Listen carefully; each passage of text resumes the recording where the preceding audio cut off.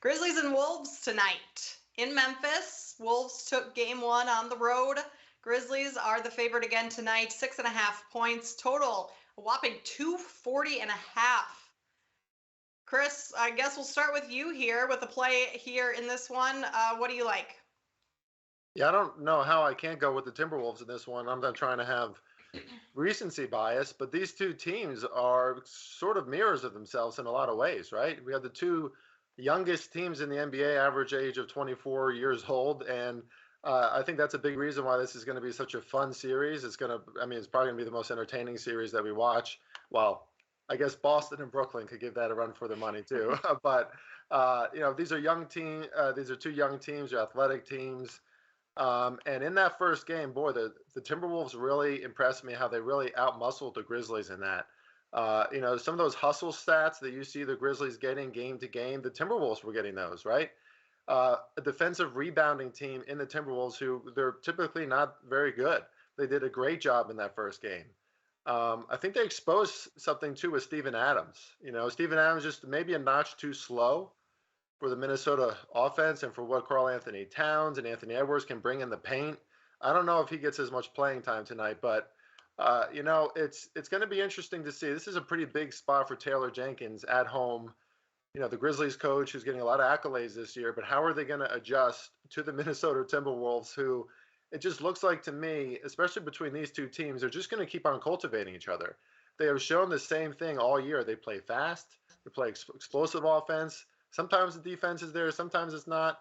But if one team chooses to slow this down, then they're at real risk and real danger of falling behind and falling behind quick. So I think the Grizzlies are pretty much going to stick to their style and just try to execute it better.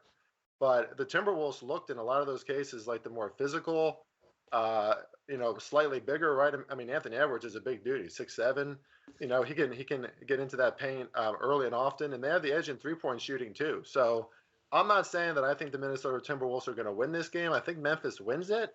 I think they squeak by at the end. They got the home crowd advantage and everything, but that's a hell of a way to start this series by the Timberwolves, who looked very crisp, especially in that fourth quarter, to kind of close it out. So I think this is just going to be a really entertaining series, and it's going to be really hard to not take the dog in almost every case, especially if we keep on getting numbers like this. What I will say is I hope that the Timberwolves do win this game so that when it goes to Minnesota, we get a better line on the Grizzlies, and that's probably a good spot to take them. But anyway, talking a lot again, but this is just it's going to be a really fun series to watch, and I think the Timberwolves do have a lot of matchup advantages. So I'm going to have to go with them. Plus, I think I got plus 6.5 on this show. I'll take that too. In the league against the spread coming off of a loss, 17-9, but I don't disagree with anything you just said there, Chris. So I'm going to avoid the side altogether, and I'm going to take the Grizzlies in the first quarter, their team total over 31. After game one in their post-game press conferences, I mean, a lot of the players talked about how they need to get off to a better start in game two, not allow Minnesota to get an early lead, and to just start playing, faster, more transition in that first quarter.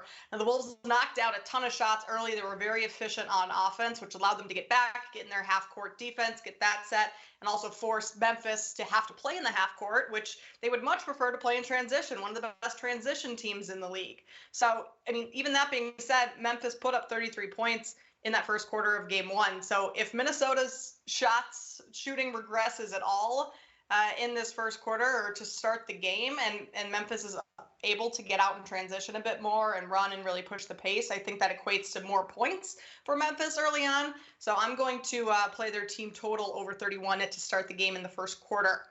Josh, any angles in this game that you're looking at? I haven't got involved in this game in itself. I got involved heavily in the Grizzlies to win the series after they lost game one at minus 125. That got some market support as well. It's dropped a little bit from that number.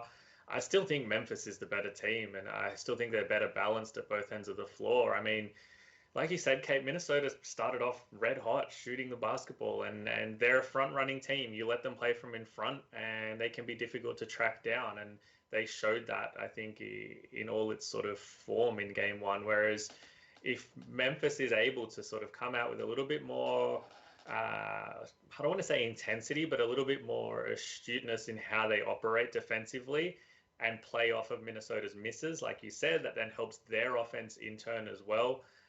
Then we get a completely different game here. And, it's interesting to see the markets didn't budge on the spread whatsoever from game one. So I'm not willing to overwrite Memphis just yet. I think that they're still the more balanced side overall. I think that they have a better coach as well.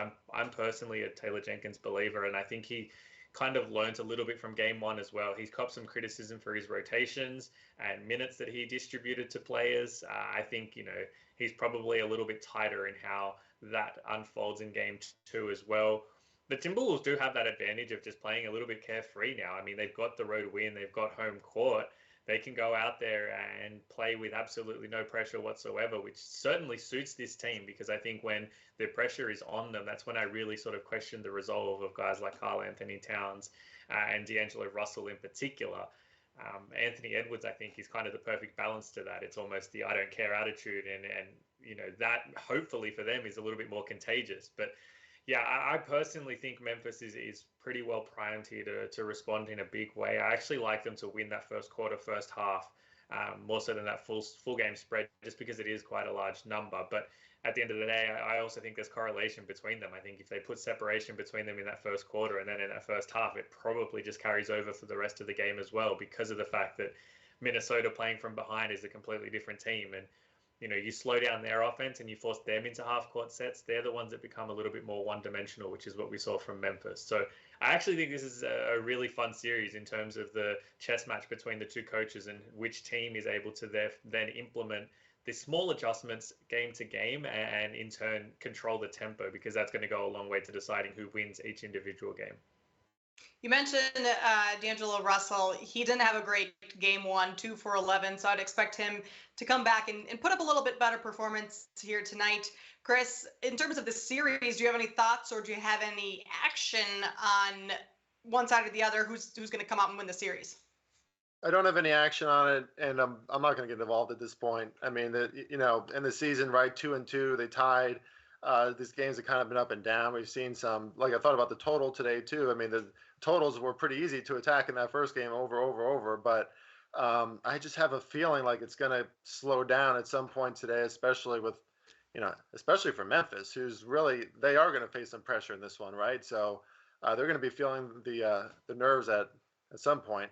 But I can't pick a side, because I think this is just going to be such a battle, and that's why I just in general favor the underdog in these matchups, especially when we're getting close to 7. That's over a 2-possession game. So I just think between Anthony Edwards and John Moran, two burgeoning stars, which is a great battle in itself. Both of them are going to step up in these big game situations, I think. And Josh is totally right. That's a really sharp point too about Minnesota tonight not really having as much pressure, right? That does suit them. I think that's a great point, Josh. So, but game to game is going to be tough, and I totally agree with Josh too. It's going to be interesting to see how these teams adjust. Not sure which one I trust more just yet. Well, you are taking the Wolves plus 6.5 tonight in game 2. I am taking the Grizzlies first quarter, team total over 31.